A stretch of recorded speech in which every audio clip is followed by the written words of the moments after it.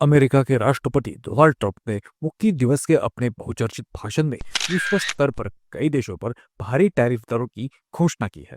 और इन लक्षित देशों में से एक कोई और नहीं बल्कि चीन है। ट्रंप ने 34% से अधिक की चौंकाने वाली दर की घोषणा की थी। ट्रंप ने इस भारी दर को उचित ठहराया क्योंकि उन्होंने दावा किया कि चीन ने अमेरिका के ऊपर 67% से अधिक टैरिफ दरें लगाई है। इस कारण अंतर्राष्ट्रीय पर्यवेक्षक आश्चर्यचकित रह गए। टोक्यो से लेकर न्यूयॉर्क तक सभी शेयर बाजार डूब गए। कुछ ही दिनों में खरबों डॉलर का मूल्य इन बाजारों ने खो दिया था। लेकिन इससे भी अधिक खराब यह है कि बीजिंग की प्रतिक्रिया। चीन अधिकांशतः मूक दर्शक बनकर नहीं बैठा रहा। चीन सरकार ने जवाबी कार्रवाई करते हुए अमेरिकी वस्तुओं पर अपने टैरिफ लगा दिए। उदाहरण के लिए अमेरिका द्वारा टैरिफ में वृद्धि के बाद चीन ने सभी अमेरिकी आयातों पर 34% का परस्पर टैरिफ लगाने की घोषणा की, जो शीघ्र ही प्रभावी हो जाएगा।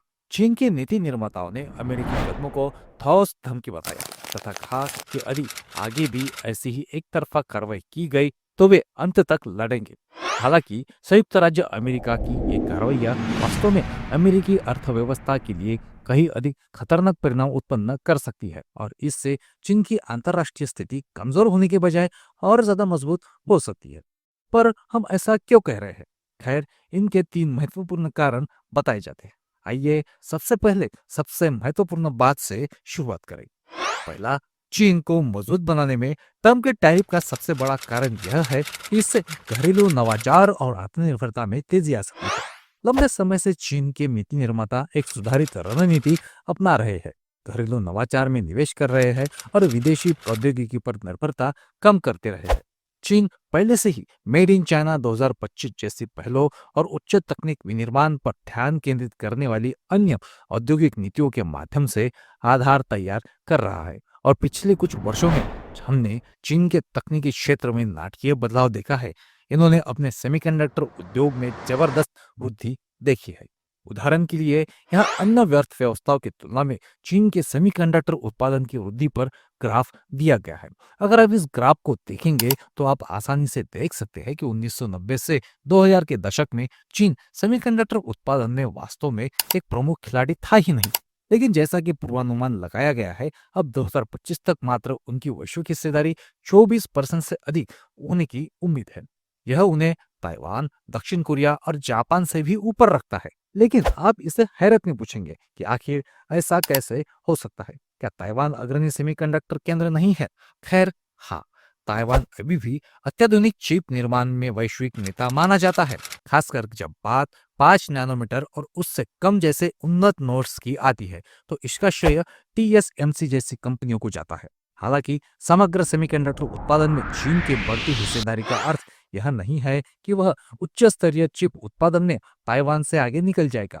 इसके बजाय चीन का विकास परिपक्व नोड चिप निर्माण के बड़े पैमाने पर विस्तार से प्रेरित है, जिसका उपयोग घरेलू इलेक्ट्रॉनिक्स से लेकर इलेक्ट्रॉनिक वाहनों और औद्योगिक मशीनरी तक हर चीज में किया जाता है।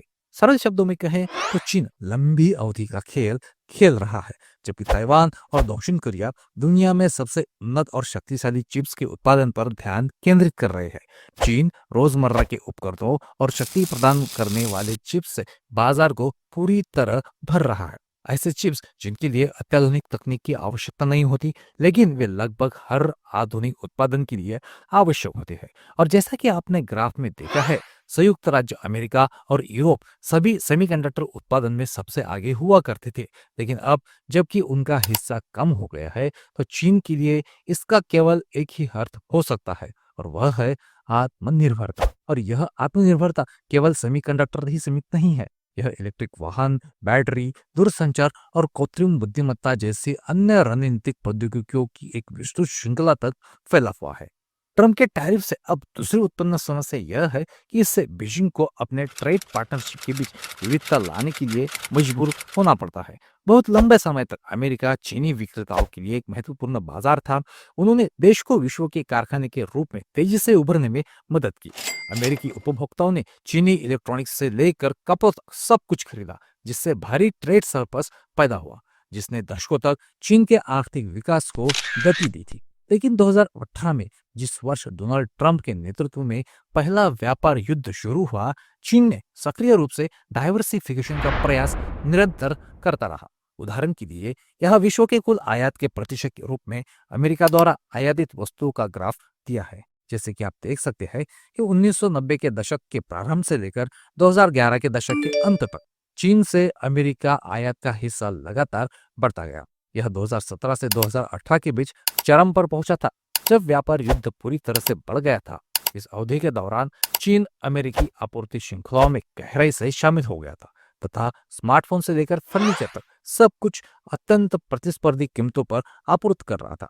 लेकिन 2018 में टैरिफ लागू होने के बाद लंबे समय से चली आ रही वृद्धि की प्रवृत्ति पलटने लगी। ग्राफ स्पष्ट रूप से 2019 के आसपास शुरू हुई तीव्र गिरावट को दर्शाता है, जो कोविड-19 महामारी और 2020 के दशक तक जारी रहा। 2023 तक अमेरिका चीन पर अपनी आयात निर्भरता को काफी हद तक कम कर चुका था। यह केवल टैरिफ का परिणाम नहीं है, बल्कि आपूर्ति श्रृंखलाओं में व्यवधान, चीन में बढ़ती श्रम लागत और बढ़ते भू राजनीतिक अविश्वास का संयुक्त प्रभाव भी है।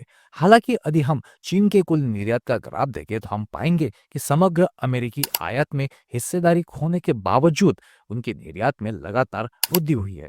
2023 में इससे मामूली कॉन्ट्रैक्शन हुआ, लेकिन समग्र प्रवृत्ति में चीन का निर्यात अभी भी ऊपर की ओर ही बढ़ता रहा है। इसका अर्थ यह हो सकता है कि उसने अपने निर्यात बाजारों में सफलतापूर्वक विविधता ला दी है। अब वह अमेरिका पर उतना निर्भर नहीं है जितना पहले था। फिर तीसरी बात आती है, यह भी जानना महत्वपूर्ण है कि ट्रंप के टैरिफ से चीन को अपने गठबंधनों को मजबूत करने के लिए प्रेरित किया है। उदाहरण के लिए हमने कुछ वर्षों में ब्रिक्स के उपयोग में वृद्धि देखी है।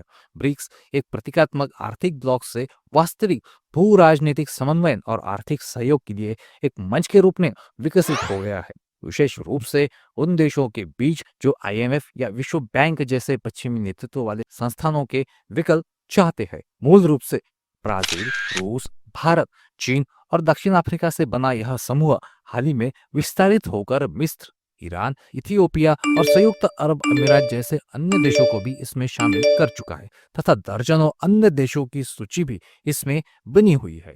यहाँ तक कि ऐसी कई रिपोर्ट्स आई है कि जिससे रूस, सऊदी अरब, अर्जेंटीना, ब्राजील आदि जैसे विदेशी देश चीनी युआन का उपयोग व्यापार के लिए या अपनी विदेशी मुद्रा भंडार के हिस्से के रूप में भी कर रहे हैं। तो आप जैसा कि देख सकते हैं कि ट्रंप के टैरिफ ने आयातित वस्तुओं की कीमतें बढ़ाने से कहीं अधिक काम किया है। उन्होंने वैश्विक आर्थिक पुनर्गठन को गति दी है। प्रारंभ में चीन के व्यापारिक प्रभुत्व को कमजोर करने के लिए दबाव की रणनीति के रूप में जो किया गया था, उससे कई दीर्घकालीन प्रवृत्तियों में तेजी आई है, जो अंततः वैश्विक व्यवस्था में चीन की स्थिति को मजबूत ही कर सकती है। अब हमें ट्रंप के टैरिफ के अमेरिका और चीनी अर्थव्यवस्था पर पड़ने वाले प्रभाव के बारे में बात करनी होगी। इसका कारण यह है कि टैरिफ से चीनी अर्थव्यवस्था को नुकसान तो पहुंचा है, लेकिन इससे अमेरिकी अर्थव्यवस्था को भी नुकसान पहुंचेगा। आप इसे अमेरिका के नजरिए से देख सकते हैं। जब टैरिफ लागू किए गए थे तो ट्रंप को उम्मीद थी कि इससे मैन्युफैक्चरिंग सेक्टर में नौकरियां वापस आ जाएगी, लेकिन यदि हम संयुक्त राज्य अमेरिका के मैन्युफैक्चरिंग उद्योग में कुल कर्मचारियों का ग्राफ बनाए तो हम पाएंगे कि कुल कर्मचारियों की संख्या में वृद्धि तो हुई है, जिससे कुछ लोग यह मान सकते हैं कि अमेरिकी मैन्युफैक्चरिंग सेक्टर वापस पटरी पर आ गया है। लेकिन वास्तविकता में यदि हम घरेलू सकत उत्पाद में प्रतिशत के रूप में विनिर्माण मूल्य संवर्धन का ग्राफ देखें तो हम पाएंगे कि इसमें लगातार गिरावट ही आ रही है। ऐसा इसलिए हुआ क्योंकि विनिर्माण को अमेरिका में वापस लाने के बजाय अमेरिकी निवेशकों और कंपनियों ने अपनी आपूर्ति श्रृंखलाओं को अन्य देशों में स्थानांतरित कर दिया। जरूरी नहीं कि वे सब अमेरिका में ही वापस आए। दूसरे शब्दों में कहे तो अमेरिकी टैरिफ से मैन्युफैक्चरिंग सेक्टर में नौकरियां वापस नहीं आई। इन्होंने कंपनियों को वियतनाम, मेक्सिको, भारत, थाईलैंड और यहाँ तक कि पूर्वी यूरोप जैसे स्थानों पर ऑपरेशन स्थानांतरित करने के लिए प्रेरित किया और इसके परिणाम स्वरूप वास्तव में व्यवसायों के लिए इनपुट लागत बढ़ गई, उपभोक्ता कीमतें बढ़ गई तथा आपूर्ति श्रृंखलाएं भी बाधित हो गई। इसे देखने का सबसे आकर्षक तरीका नए आईफोन की कीमत है। जब ट्रंप ने लिबरेशन डे टैरिफ लागू किया तो नए आईफोन की कीमत के बारे में कई रिपोर्ट सामने आई। हाल ही में एक खबर चर्चा में रही कि आईफोन 16 प्रो की कीमत में 54% की वृद्धि होगी।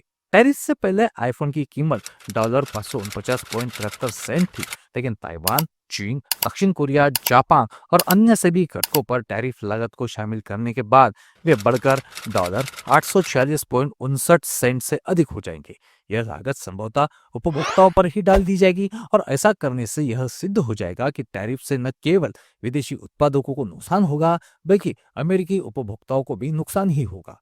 अब नवीनतम समाचार के अनुसार ट्रंप ने 90 दिवसीय विराम लागू करने का निर्णय लिया है। यह महत्वपूर्ण नीतिगत बदलाव में राष्ट्रपति डोनाल्ड ट्रंप ने अधिकांश टैरिफ पर 90 दिनों तक की ही रोक की घोषणा की है, जिससे सामान्य पारस्परिक टैरिफ दर घटकर 10% हो जाएगी। हालांकि चीन आयात पर टैरिफ को तेजी से बढ़कर 125% कर दिया है, लेकिन चूंकि ये तेजी से बदल रहे हैं, इसलिए केवल समय ही बताएगा कि ट्रंप की नीतियां चीन और अमेरिका के लिए कितनी प्रभावशाली होगी। लेकिन फिर भी आप हमें बताइए कि इसके बारे में आप क्या सोचते हैं। देखने के लिए बहुत बहुत धन्यवाद।